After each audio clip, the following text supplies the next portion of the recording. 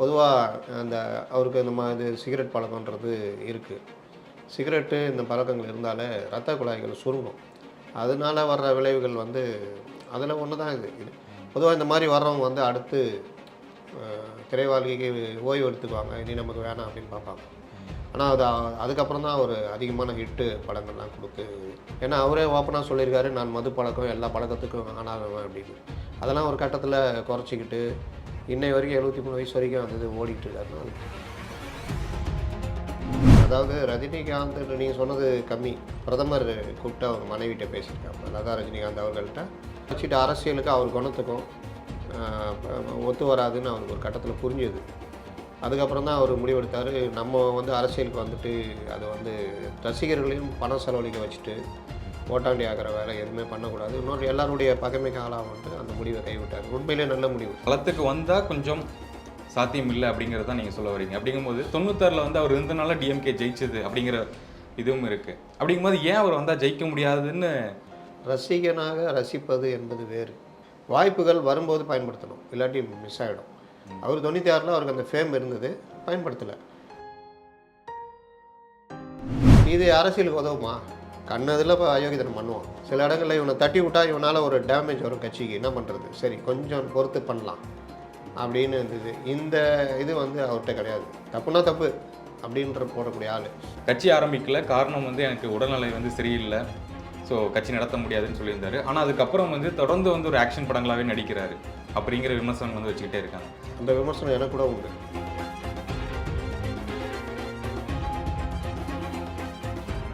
இன்றைய நேர்காணலில் நம்முடன் இணைந்திருப்பவர் பத்திரிகையாளர் திரு முத்தலீஃப் அவர்கள். வணக்கம் சார். வணக்கம். ரஜினிகாந்த் அவர்களுடைய உடல்நலக்குறைவு காரணமாக மருத்துவமனையில் அனுமதிக்கப்பட்டிருக்காரு. இப்போது அவருடைய தற்போதைய நிலை என்ன சார் போயிட்டுருக்கு? எப்போ விடுவிப்போம்? அவருக்கு வந்து அந்த ஒரு மாதிரி இதயத்தில் பிரச்சனைன்ற மாதிரி ஒரு இதுக்காக போயிருக்காங்க.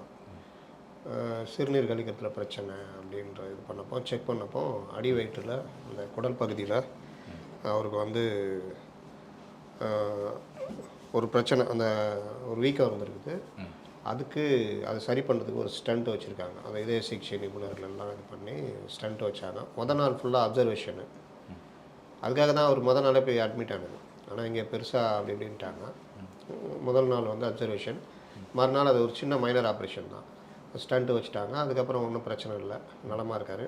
இப்போ ஸ்டண்ட்டு வச்சது ஒர்க் ஆகுதா என்ன இதுன்ற ஸ்கேன் பண்ணுறது, மற்ற ரத்த பரிசோதனை மற்ற விஷயங்கள்லாம் பண்ணிவிட்டு ஒரு 2 நாள் இருக்கணும் அப்படின்ட்டு பண்ணிவிட்டு அவர் வந்துடுவார். பொதுவாக ரஜினிகாந்தை அவரை பொறுத்த வரைக்கும் அவருக்கு 73 வயசு ஆகுது. நீங்கள் பார்த்தீங்கன்னா அவர் மேக்கப் பண்ணிட்டாருன்னா டக்குன்னு ஒரு 50 வயசு மாதிரி ஆகிடுவார். இன்னொன்று, ஒவ்வொரு தடவையும் அவருக்கு பெரிய பிரச்சனைகள்லாம் வந்தப்போ கூட ரொம்ப சாதாரணமாக கொஞ்ச நாள்லேயே ரிலீஃப் ஆனதை பார்க்குறோம். கபாலி படம் வந்த புதுசில் கிட்டத்தட்ட ரொம்ப பிரச்சனையாகி கிட்னி மாற்று அறுவை சிகிச்சைலாம், அப்போ பல்வேறு வதந்திகள்லாம் வந்தது அந்த பீரியடில். அதெல்லாம் மீறி பார்த்தா ரொம்ப சாதாரணமாக வந்தார். பொதுவாக இந்த மாதிரி வர்றவங்க வந்து அடுத்து திரை வாழ்க்கைக்கு ஓய்வு எடுத்துக்குவாங்க, இனி நமக்கு வேணாம் அப்படின்னு பார்ப்பாங்க. ஆனால் அதுக்கப்புறம் தான் ஒரு அதிகமான ஹிட்டு படங்கள்லாம் கொடுத்து, இன்றைக்கும் நேற்று விஜய் போட்டிருக்க மாதிரி சூப்பர் ஸ்டார், அவர் வாயால் அவரை சொல்லிட்டார். சூப்பர் ஸ்டாருன்ற இதை வந்து தக்க வச்சுக்கிட்டு ஓடிட்டுருக்காரு. அதாவது அவர் பாணியில், ரஜினி பாணியில் சொல்லணும்னா சட்டுன்னு எழுந்த குதிரை மாதிரி இன்றைக்கும் ஓடிட்டு தான் இருக்கார். டாப்பு வசூல் மன்னனாக தான் இருக்கார். அதாவது தமிழ்நாட்டில் வேணால் விஜய் வசூல் ஜாஸ்தி இருக்கலாம், ஆனால் ஓவரால் ஓவர்சீஸு தமிழ்நாடு எல்லாம் சேர்த்தா ரஜினிகாந்தோடைய மார்க்கெட்டை இப்போ வரைக்கும் யாராலும் நெருங்க முடியல.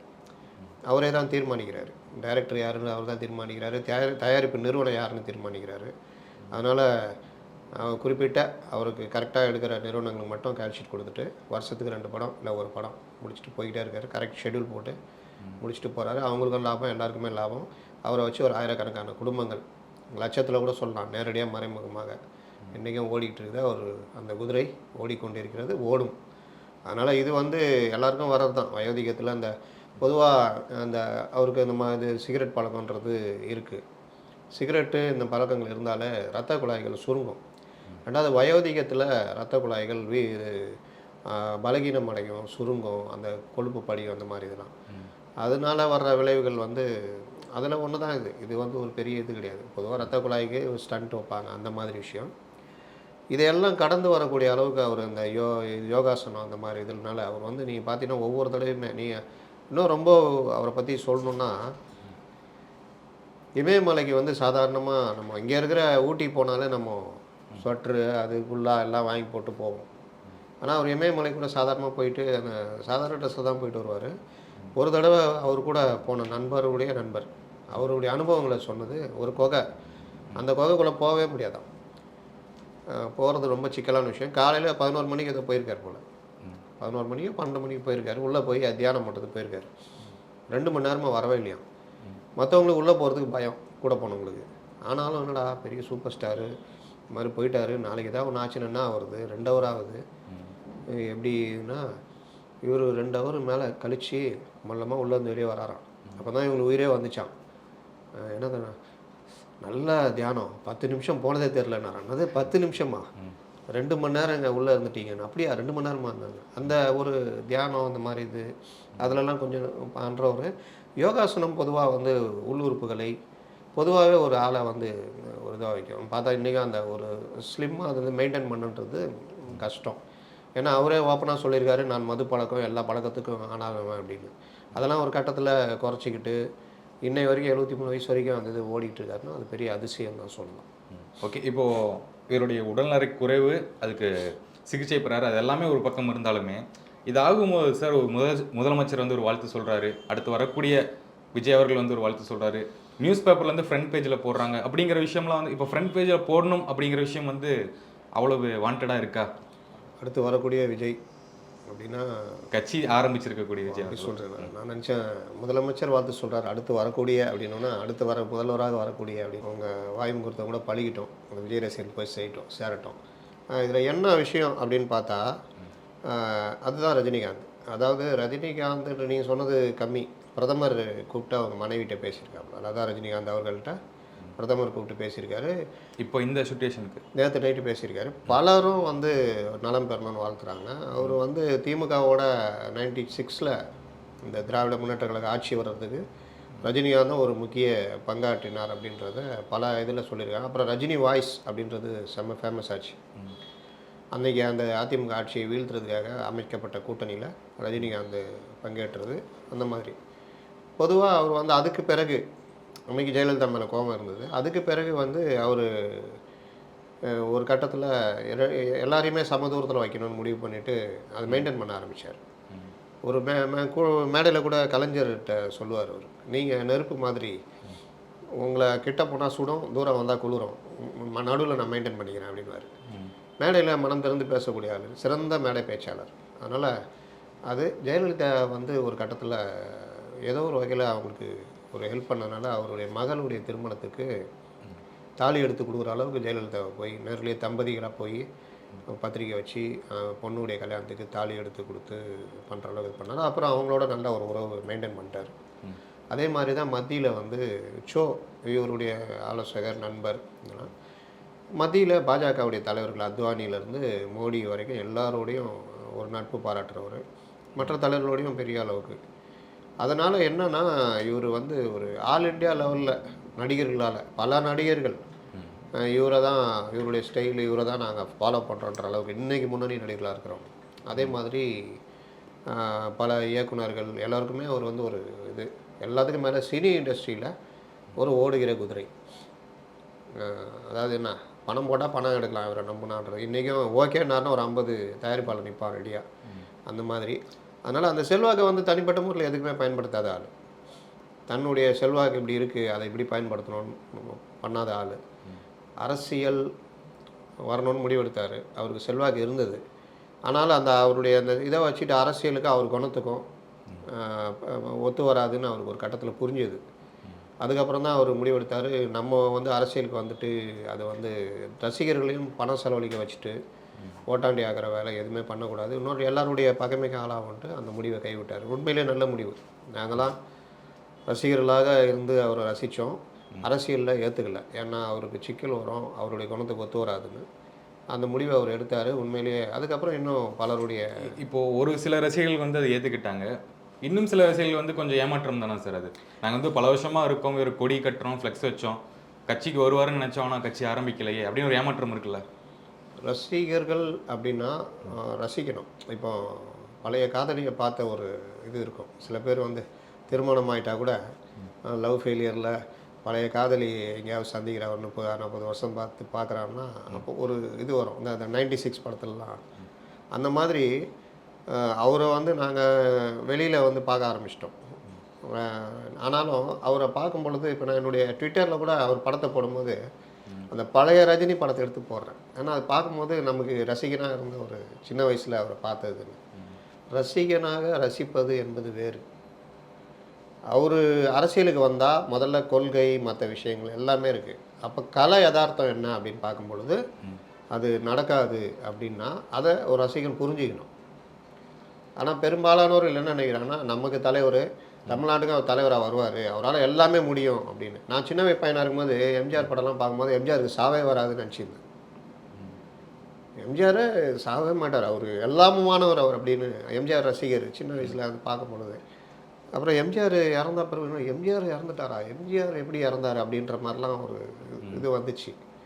அப்போ அந்த மாதிரி ஒரு வெறித்தனமாக அப்படியே பார்க்குறவங்களுக்கு வந்து இது இப்போவும் நடிகர் விஜய் அரசியலுக்கு வர்றாரு அப்படின்னா வெறித்தனமாக இருக்கிற ரசிகர்கள் அவர் என்ன பண்ணாலும் ஓகேன்னு சொல்லுவாங்க. ஏன்னா படமே வந்து பார்த்தீங்கன்னா நம்மளால் ஐயோ அரை மணி நேரம் உட்கார முடியாதுன்ற படத்தை கூட சான்ஸே அதில் வேறு லெவல்னு பேசிட்டு போகிறவங்க இருக்காங்க. இது இல்லை யதார்த்தம். இப்போ விஜயே வந்தாலும் அவருடைய ஒரு ஃபஸ்ட்டு பிக்கப்புக்கு இது உதவும். எது ரசிகர் கூட்டம், அவருடைய ஃபேம். ஆனால் அதுக்கப்புறம் அந்த பயணம் நல்லா போகணும். இப்போ ராக்கெட் கிளம்பும் போது ஒவ்வொரு பார்ட்டாக பிரியும் அந்த சேட்டலைட்டுக்கு. அது ஃபஸ்ட்டு பூம் பண்ணுறதுக்கு பூமியுடைய அந்த ஈர்ப்பு சக்தியிலேருந்து வெளியே போகிறதுக்கு ஒரு எரிபொருள் உதவும். அது மாதிரி தான் இந்த ரசிகர்களுடைய இது. அதுக்கப்புறம் போனால் பிறகு இயங்கிறதுக்கு இந்த ஃபேமை வச்சு அதுக்கப்புறம் இவர் அரசியல் கட்சி தொடர்றதுக்கு அவருடைய நடத்தை, ஒவ்வொரு பிரச்சனையும் அவர் எப்படி அணுகிறாரு, பிரச்சனையை எப்படி பார்க்குறாரு, எவ்வளோ தைரியமாக இருக்கார், பிரச்சனையில் போராட்ட காலத்தில் எப்படி இருக்கார், இதெல்லாம் பார்த்து தான் அவர் பின்னாடி பொதுமக்கள் குறிப்பாக பெண்கள் அடுத்தடுத்த தலைமுறை அவங்களாம் வருவாங்க. இது இந்த கலா யதார்த்தத்தை ரஜினிகாந்துக்கு தெரியும், எவ்வளோ நாளைக்கு கொண்டு போக முடியும் என்ன ஏதுன்னு. அதனால தான் அவர் வந்து என்ன பண்ணார், வேணான்னு முடிவு பண்ணார். இது ரசிகர்கள் விரும்புகிறாங்கன்னா அது நம்ம ஒன்றும் பண்ண முடியாதுல்ல சார். இப்போ களத்துக்கு வந்தால் கொஞ்சம் சாத்தியம் இல்லை அப்படிங்கிறது தான் நீங்கள் சொல்ல வரீங்க. அப்படிங்கும்போது 96 வந்து அவர் இருந்தனால டிஎம்கே ஜெயிச்சது அப்படிங்கிற இதுவும் இருக்குது. அப்படிங்கும்போது ஏன் அவர் வந்தால் ஜெயிக்க முடியாதுன்னு விஷயம் 96 அவருடைய வயது, ரஜினியுடைய வாய்ஸ் எடுபடுது, ஆனால் ரஜினி எடுபட மாட்டார் அப்படிங்கிறதான் சொல்லுவார். அப்படி சொல்ல இப்போ சொல்கிறேன், அப்போ சொல்ல 96 அவர் வயசு கம்மி. இப்போ விஜய் இருக்கிற மாதிரி அவர் உச்சத்தில் இருந்தார். ரசிகர்கள் கூட்டமும் ஒரு யங்ஸ்டர்ஸ் கூட்டம் இருந்தது.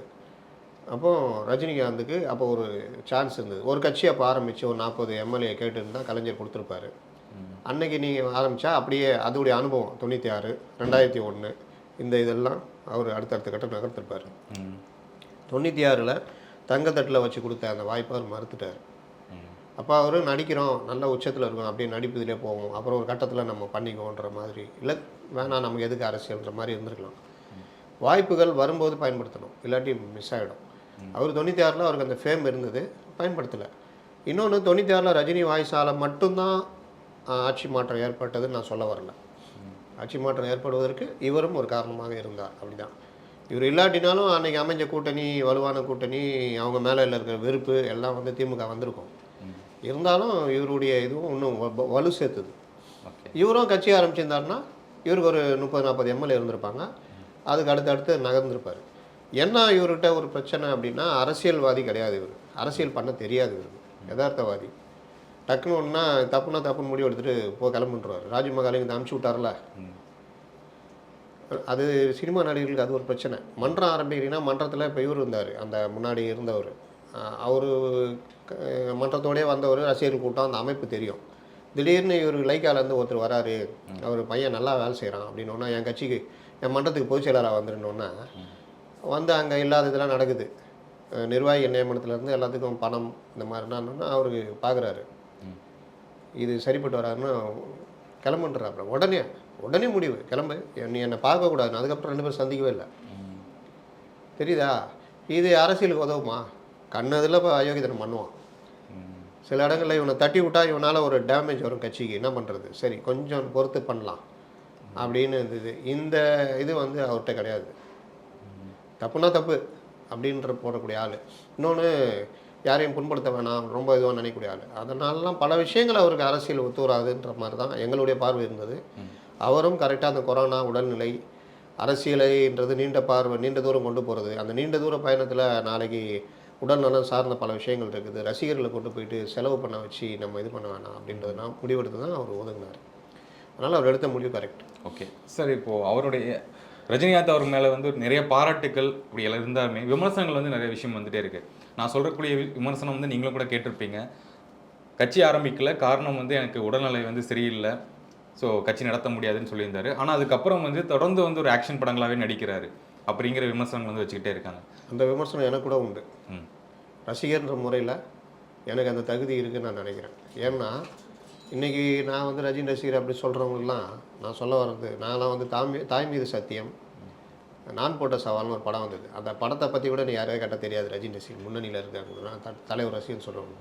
அந்த மாதிரி காலத்தில் நான் வாழ வைப்பேன் படத்தில் சிவாஜி கணேசன் ஹீரோ, ரஜினி வில்லன், வச்சுட்டு வருவார், கொஞ்சம் சீன் தான் வருவார், முடிச்சு விட்டு போயிடுவார். நடிகர் திலகமே என்னையா இந்த ரோலை வந்து அவன் நல்லா பண்ணிட்டான், அந்த ரோல் எனக்கு கொடுத்துருக்கலாம்ல, ஐயா இந்த role villain role Amitabh Bachchan பண்ண ரோல் தான் நீங்கள் பண்ணுறீங்க அப்படின்ற அளவுக்கு இது நடிகர் திலகத்தையே அசைச்சு பார்த்த ரோல் அது. அப்போவே நாங்களாம் அவருக்கு ரசிகர்கள், அந்த இதெல்லாம் பிடிக்கும். அப்படிப்பட்ட ரஜினிகாந்த் அந்த டைமில் எங்களுக்கு பிடிக்காது. சின்ன வயசில் 6லேருந்து 60 பிடிக்காது, எங்கேயே கேட்டவர்கள் பிடிக்காது. சில படங்கள்லாம் முரட்டு காலை கூட அவருடைய விற்க பிடிக்கல. என்னையா தலைவர் இப்படி இருக்கா, இப்படி போய் விற்க வச்சுருக்காரு அப்படின்னு. அந்த மாதிரி சில படங்கள் பிடிக்கல. ஆனால் இன்றைக்கி முள்ளு மலரும் பிடிக்கல, எனக்கு உண்மையிலே பிடிக்கல. அப்போ பிடிக்கல. ஆனால் இன்றைக்கி திரும்பி பார்த்தா 6லேருந்து 60 என்னையா அந்த ஆள் இவ்வளோ யதார்த்தமாக பண்ணிட்டு போயிருக்காரு. அந்த அவமானப்படுற சீனு, அந்த இதெல்லாம் வந்து என்ன மாதிரி பண்ணியிருக்காரு, வாழ்க்கையே வேஷம். அந்த பாட்டெல்லாம் பார்த்தா நமக்கு அப்படி இருக்குது அப்படின்னு. முள்ளு மலரும் பார்த்தா அந்த ஒரு கை போனவரும் 2 கை காலின கூட பொழைச்சிவான், கெட்ட பயசாக இருந்த காலின்னு சொல்கிறது, இந்த முறைக்கிறது, அந்த கோபமான இளைஞன்னு தப்பாகவே புரிஞ்சிட்டு இருப்பாப்புல சரத்பாபுவை. அந்த இதுலேயே தங்கச்சியுடைய இதே முடிவு எடுப்பாப்புல. கடைசியில் தான் தங்கச்சியுடைய பாசம், தங்கச்சி அப்பவும் போவாது, அப்பவும் பார்த்தியா சார் நான் தான் ஜெயித்தேன் அப்படின்ட்டு, நான் இப்போ முடிவு எடுக்கிறேன், என் தங்கச்சியை நீங்கள் கட்டிங்க அப்படின்ட்டு. இது அந்த மாதிரி அதெல்லாம் மகேந்திரன். அந்த மாதிரி படங்கள், அந்த எங்கேயே கேட்ட குரல்லாம் ரொம்ப சாஃப்ட் கேரக்டர். மனைவி விட்டுட்டு போயிடுவா, மனைவியுடைய தங்கச்சி தான் அந்த குழந்தைய வளர்க்கும். அது ஒரு மாதிரி ரஜினிக்கு ஏற்ற ரோலே கிடையாது. அந்த மாதிரி விஷயங்கள் ஆன்டி ஹீரோ இல்லை, அது சாஃப்டான கேரக்டர். நம்ம பார்த்ததெல்லாம் அப்படி ஒரு மாதிரி ஆக்ஷனாவது போடா அப்படின்ட்டு போகிறாள். இது என்னடா பொண்டாட்டி விட்டு போயிடுது, என்னடா இது அப்படின்னு. அதனால் அது ஆனால் இன்றைக்கி பார்க்கும்போது நல்லா இருக்குது. இப்போது அமிதாப் பச்சனை தான் இவர் எப்போவுமே ஃபாலோ பண்ணி வருவார். அமிதாப் பச்சன் ஒரு கட்டத்துக்கு மேலே எப்படி ஹீரோவாக இருந்தார்னா, ஹீரோ பவராக இருப்பார், பார்த்தா ஜோக் பண்ணுவார், தன்னையே சட்டையர் பண்ணிக்குவார். இன்னொரு கட்டம் அடி வாங்குறதெல்லாம் பயப்படுற மாதிரி நடித்து அடிப்பார். இதே அப்படியே ரஜினி ஃபாலோ பண்ணார். அண்ணாமலையில் பார்த்தா அதை குஷ்புவை பிடிச்சிக்குவாங்க எல்லாரும், இவர் ஓடி போயிடுவார், மறுபடியும் திரும்பி வருவார். குஷ்பு நினச்சிக்குவாங்க தன்னை காப்பாற்ற தான் வராருன்னு. பார்த்தா அப்படி இப்படி பயந்து அவங்களுக்குள்ளே ஓடி போய் அந்த கார் டிக்கியில் இருக்கிற அவருடைய பால் கண்ணை எடுத்துகிட்டு மறுபடியும் அதே மாதிரி பயந்து ஓடுவார். என்ன என்னை காப்பாற்றாமல் போகிறான்னா, ஏய் என்ன மறுபடியும் திரும்பி வந்து சார் விட்டுருங்க சார் பாவம் சார்னாப்புல, உனக்கு என்னடானா என்ன பண்ணுவேன் நீனா, அடிச்சா அடிப்பேன் சார்னாப்புல அந்த மாதிரி இதெல்லாம் ரசித்தாங்க. குழந்தைகள் அதிகமாக வர ஆரம்பித்தாங்க. அதனால தான் ரஜினி படம்னா பெண்கள் குழந்தைகள் குடும்பத்தோடு பார்க்குற அந்த இது வன்முறை இருக்காது, பெரும்பாலும் வன்முறை இருக்காது. காமெடி இருக்கும், பாட்டு இருக்கும், சிரிப்பு இருக்கும், நல்லா முடியும். இல்லைன்னா ஒரு மாதிரி பாட்ஷா மாதிரி, அண்ணாமலை மாதிரி ஒரு இந்த இது இருக்கும். இப்போ ஒரு வயசுக்கு ஏற்ற மாதிரி, இப்போ அமிதாப் பச்சன் ஒரு வயசுக்கு ஏற்ற மாதிரி பல படங்கள் பார்த்தா வேறு லெவல் படங்கள். அதெல்லாம் உண்மையிலேயே இங்கிலீஷில் ஹாலிவுட்டில் எடுத்து ஆஸ்கார் கொடுக்க வேண்டிய படங்கள். ஒரு ஃபுட்பால் கோச்சாக வருவார், அவருக்கு கீழே கோச்சாக இருக்கிறவன் தான் அந்த கல்லூரியில் கோச்சாக இருப்பான். அது கல்லூரியை ஒட்டி ஒரு காலனி பகுதி இருக்கும், பட்டியலின மக்கள் வசிக்கிற மாதிரி காமிப்பாங்க. அந்த பசங்க தகர டப்பாயெல்லாம் தட்டிக்கிட்டு விளையாடிக்கிட்டு இருக்கோம். அதுங்க வேலையே என்னென்னா வாழ்க்கை வறுமை, பேப்பர் பொறுக்கிறது, முடிஞ்சால் சின்ன சின்ன திருட்டுகள், பிட் பாக்கெட் அடிப்பான் ஹீரோ. இந்த மாதிரி இவர் அவங்கள பார்ப்பார். இவர் ஃபுட்பால் கோச் ரிட்டையர் ஆனவர். அவங்கள்ட்ட வந்து ஒரு நாள் ஒரு பாலை கொடுத்து விளையாடுக்கணும், சும்மா தட்டிக்கிட்டு இருக்குல்ல, அங்கே சின்ன ஒரு கிரவுண்டு மாதிரி இருக்கும். நாங்கள் ஏன் விளாட்ணுன்னு கேட்பாங்க. நீ விளாண்டினா உங்களுக்கு 500 ரூபா கொடுக்குறேன் டெய்லின்னு. அந்த 500 ரூபா பசங்க டெய்லி எல்லாம் விளையாட ஆரம்பிப்பாங்க. ஒரு நாள் என்ன பண்ணுவார், போகவே மாட்டாருங்க, பசங்க தேடி வீட்டுக்கு வந்துடும். என்கிட்ட காசு இல்லை நான் வரல அப்படின்னு. காசு இல்லைன்னா என்ன பால் கொடு, பால் நாளைக்கு கொடு, இன்றைக்கி பாலை கொடு, சேர்த்து எழுதிக்க கணக்கு, நாளைக்கு 1000 ரூபா கொடுங்க, நாளைக்கெலாம் இல்லை நான் கடன்லாம் நான் இது பண்ண மாட்டேன் அப்படின்னு. அப்புறம் அந்த பசங்க அப்படியே அவங்கள பேசிக்குவாங்க, சரி நீ வந்து சும்மா கொடு நாங்கள் விளாட்றோம் பால்னு, அந்த ஆர்வத்தை தூண்டுறது. அதுக்கப்புறம் அந்த பசங்களை ரெடி பண்ணி அது வந்து ஒரு இந்த வீடற்றோருக்கான ஃபுட்பால் இதுன்னு இருக்குது சர்வதேச அளவில், அதுக்கு அந்த பசங்களை கொண்டு போகிற மாதிரி இருக்கும். அப்போ அதில் தத்துவம் என்னென்னா, ஸ்போர்ட்ஸ்னால் நீங்கள் திருந்துவாங்க பசங்க, வாழ்க்கை மாறும், அவங்களுடைய இதை வந்து ஸ்போர்ட்ஸில் கவனம் செலுத்தினா நல்ல பண்புகள் வரும் அப்படின்றது தான் அதோடைய அடிப்படை. அதுக்கு இவர் இதுவாக இருக்காருன்னு. ஓகே, நான் என்ன சொல்கிறேன், நீங்கள் பெரிய ஆள், நீங்கள் நினச்சா இருந்தோன்னா படம் எடுக்கலாம், ஆனால் அந்த மாதிரி ஹீரோயிசம் படங்களில் உங்களை நம்பிக்கிட்டு இந்த இது சொல்லக்கூடாது. ஏன்னா இன்றைக்கி இருக்கிற வர்ற இளைஞர் டைரக்டர்கள் வந்து முன்னணி டைரக்டர்னு சொல்கிறாங்க, சமுதாயத்தை பற்றி கவலைப்படுறதில்ல, போதை மருந்து கடத்துறவன், செம்மர கடத்துறவங்கலாம் ஹீரோ மாதிரி காமிக்கிறாங்க. அதை பார்க்கும்பொழுது இளைஞர்களும் அப்படி மாறுவாங்க. முன்னெல்லாம் வந்து சும்மா ஒரு இதுக்கு சாதாரணமாக தான் டீ கடையில் உட்காந்து பேசுவாங்க, சரக்கு அடிக்கிற கடையில் சரக்கு பாரில் உட்காந்து பேசுகிற மாதிரிலாம் படம் எடுக்கிறாங்க. யங்ஸ்டர்ஸ் பார்க்கும்போது அதுக்கு இரையாயிடுவாங்க. அதுக்கு நீங்களும் ஒரு தேவாதீங்கன்றாங்க. நீங்கள் முடிச்சிட்டீங்க, உச்சம் பார்த்துட்டீங்க, அப்போ இனிமேல் கொஞ்சம் கேரக்டர் ரோலு, ஒரு இது வயசுக்கேற்ற ரோல் இப்போ பண்ண ஆரம்பிச்சிட்டாரு. கொஞ்சம் இது மாதிரி டூயட்லாம் பாடுறதில்ல, ஆனாலும் இந்த மாதிரி அவர் வாழ்க்கையில் பேசப்படும் படங்களாக ஒரு 2-3 படம் பண்ணாருன்னா நல்லாயிருக்கும். அது ஓடுதோ இல்லையோ அவருக்கு பேர் தர்ற இதுவாக இருக்கும். அது ஓடுற டைரக்டர் நீங்கள் தேர்ந்தெடுத்தீங்கன்னா வருவாங்க டைரக்டருக்கு. ஏன்னா பல டைரக்டரில் அவர்கிட்ட ஒரு நல்ல விஷயம் என்னென்னா, ஒருத்தன் சின்ன பையன் ஃபீல்டில் அன்றைக்கி தான் வருவான், ஒரு படம் எடுப்பான், மினிமம் பட்ஜெட்டு, நல்லா ஓடிருக்கும், எல்லாரும் உடனே கூப்பிட்டாங்க ஃபோட்டோ எடுத்து பாராட்டி. ஏன்னா அதோடைய விஷயம் என்னென்னா, இவர் அங்கீகரித்து பண்ணாருன்னா ஒரு திரைத்துறை எல்லாருடைய பார்வையிலையும் அந்த இளைஞன் விழ ஆரம்பிப்பான். ரஜினியை பாராட்டுற டைரக்டரா, சரி நம்ம ஒரு 2 படம் கொடுப்போம் அப்படின்னு ஒரு இது இருக்கும். இன்னொன்று அவனுக்கும் ஒரு அங்கீகாரம் இருக்கும். இவ்வளோ திரையுடைய நம்ம பிறக்கிறதுக்கு முன்னாடியே ஸ்டாராக இருந்தவர் நம்மளை கூப்பிட்டு பாராட்டுறாருன்னா அப்படின்னு அவனுக்கு ஒரு ஆர்வம் இருக்கும். இதுதான் முக்கியம். நீங்கள் பார்க்கிங் ஹீரோவை கூப்பிட்டு பாராட்டுறதோ இல்லை மற்றவங்களை கூப்பிட்டு பாராட்டுறதோ மேட்ரு இல்லை. நீங்கள் அவங்களுக்கும் இது மாதிரி ஒரு வாய்ப்பை கொடுக்கணும். ஏன்னா இவர் பெரிய நடிகர், பெரிய அளவில் பொருட்செலவுலாம் இருக்குது. அப்பப்போ ஏதாவது இந்த மாதிரி நடித்தாருன்னா நல்லா இருக்குன்றது எல்லாருடைய ஆசை. இப்போது தாவைக்க தலைவர் விஜய் அவர்களும் ட்விட்டரில் ஒரு வாழ்த்து சொல்லியிருந்தார். சூப்பர் ஸ்டார் அவர்கள் ரஜினிகாந்த் சார் சீக்கிரம் குணமாய் வரணும் அப்படின்னு சொல்லியிருந்தார். இது எப்படி பார்க்குறீங்க? இப்போ அவரே வந்து இந்த சூப்பர் ஸ்டார் சர்ச்சையெல்லாம் போய் இவரே சூப்பர் ஸ்டார்னு சொல்கிறாரு, ஒரு மேடையிலையும் சொல்லிட்டாரு, இப்போ ட்விட்டர்லையும் சொல்கிறாரு. அப்படிங்கும்போது இவங்க ரசிகர்கள் எல்லாமே இந்த ஃபேன் வார்ஸ் அதெல்லாம் விட்டு அடுத்து வருவாங்களா? நீங்கள் பாருங்கள், நான் பண்பாடுன்றது நான் பண்பாடு தலைக்கட்டும்னு போட்டேன். விஜய் ரசிகர்கள் ரஜினி ரசிகர்களாக இருக்கிறார்கள். ரஜினி ரசிகர்களுடைய மகன்கள், பிள்ளைகள் விஜய் ரசிகர்களாக இருக்கிறார்கள். அடுத்த தலைமுறை கடத்தப்படுது. அடுத்த சூப்பர் ஸ்டார் யாருன்னு தேவையில்லாமல் உருவாக்குனாங்க. இந்த நடுவில் அந்த இன்ஃப்ளூயன்சரு இதை வச்சு பணம் சம்பாதிக்கிறது, இந்த செய்தியை பரபரப்பாகிறவங்களுக்கு நடுவில் தான் இந்த ரசிகர்கள் தூண்டிவிடப்படுகிறார். இது எம்ஜிஆர் சிவாஜி காலத்துலேருந்து நடக்குது. ரஜினி இது விஜய் அஜித்துக்கும் நடந்தது. பெரும்பாலும் அவங்க அந்த ஒற்றுமையை காட்டிட்டு வந்தாங்க. ரஜினிக்கு முருகன் நடந்தது. அவங்களும் பார்த்தா பெரிய அளவில் குடும்ப நண்பர்களாக இருக்கிறதெல்லாம் பார்த்துருக்கோம். ரஜினிகாந்த் வந்து எதாச்சியாக ஒரு ஜாலிக்கு முதல்வரை பெருமைப்படுத்த சொன்ன ஒரு விஷயத்தை அவரை புண்படுத்துகிற அளவுக்கு திமுகவினர் கொண்டு போனாங்க. திமுகவுடைய மூத்த அமைச்சரை வார்த்தைகள்லாம் விட்டார். அதை மீறி அவர் அதை ரொம்ப சாஃப்டாக எடுத்துக்கிட்டு அவர் நண்பர் தான் அப்படின்ட்டு போயிட்டார். அதுக்கப்புறம் அது ஒரு மாதிரி முடிஞ்சுது. இது மாதிரி விஷயங்களை ரஜினி சந்திச்சுட்டு இருக்காரு.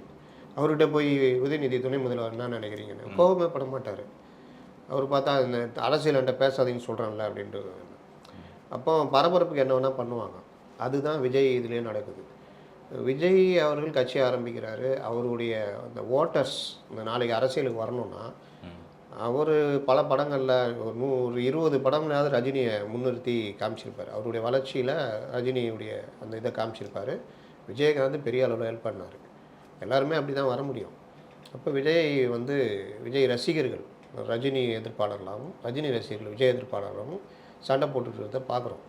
அது இருக்கக்கூடாது அப்படின்றது தான். ஏன்னா இந்த பண்பாடு என்ன கேட்டால் என்னுடைய கோரிக்கை, ரஜினிகாந்த் அவர்களை விஜய் நேரில் சந்தித்து என்னுடைய கலை உலகத்துக்கு ஒரு ஆசானாக இருக்கிறவர், நாங்கள் என்றைக்குமே இது கிடையாது, அவரை நான் இது பண்ணுறேன்னா அவரோட நான் விசாரிச்சுட்டு வந்தார்னா இந்த பகை ஓரளவு தீர்வுன்னு நினைக்கிறேன். ஏன்னா நாளைக்கு ஒரு அரசியல் கட்சி தொடங்கும் பொழுது ரஜினிகாந்த் ரசிகர்கள் வலதுசாரி கட்சிகளுக்கு ஆதரவாகவும் சிலர் திமுக ஆதரவாகவும் பயன்படுத்தப்படுகின்றனர். அவர்களை விஜய் வென்றெடுத்தால் உண்மையிலேயே அது விஜய்க்கு லாபம்தான். அதனால் ஒரு பக்கம் பண்பாடு, அவருடைய சீனியர். அதனால் சூப்பர் ஸ்டாருக்கு யார் பட்டம்லாம் சண்டை போட வச்சாங்க, சண்டை போட்டுட்டு இருந்தாங்க. இன்றைக்கி அவரே சொல்லிட்டாரு சூப்பர் ஸ்டார் ரஜினிகாந்த் ஸ்டார் அப்படின்னு. இது நல்ல விஷயம். அதனால் அவர் பார்த்து பண்ணுறதுன்றது அவருக்கு விஜய்க்கு அடுத்த கட்ட நகர்வா இதுதான் ஒன்றா தான் கட்டமைக்க முடியும். அந்த கட்டமைப்பை விஜய் பண்ணணும். இது ஒரு நல்ல ஒரு விஷயம் அப்படின்னு பார்க்குறேன். இன்னொரு விஷயத்தை சொல்லி நான் முடிச்சிடுறேன். எனக்கு சென்டிமெண்ட்டில் நம்பிக்கை கிடையாது. ஆனாலும் இதை யாராவது எழுதுகிறவங்க இது பண்ணுறவங்களுக்காக நான் ஒரு நிகழ்ச்சி எதோ வச்சே அமையுதுன்றதுக்காக சொல்கிறேன். கூலி அப்படின்னு படத்தில் நடிக்கும்போது தான் இப்போது அந்த ஷூட்டிங்கில் இருக்கும்போது தான் அவர் வந்துட்டார். பிரச்சனை உடம்பு சரியில்லை.